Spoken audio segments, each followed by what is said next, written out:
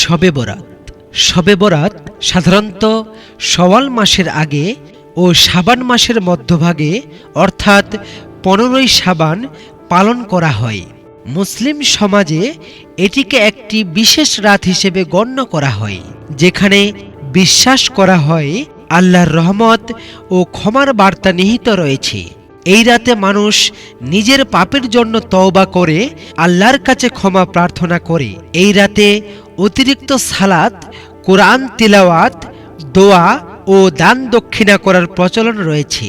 কিছু মানুষ এই রাতে রাত জাগরণ করে ও বিশেষ রাতের নামাজে অংশগ্রহণ করে, যাতে নিজের আধ্যাত্মিকতা বৃদ্ধি পায় এবং আল্লাহর কাছে আরও নিকট হওয়া যায়। পরিশেষে নিজেদের জন্য ও অপরের জন্য দোয়া করে। শবে বরাতের মূল উদ্দেশ্য হল আত্মশুদ্ধি ও আল্লাহর কাছে ক্ষমা প্রার্থনা করা, যা আমাদের জীবনে ধারাবাহিকভাবে ভালো কাজ ও সৎ কাজে উৎসাহ যোগায়।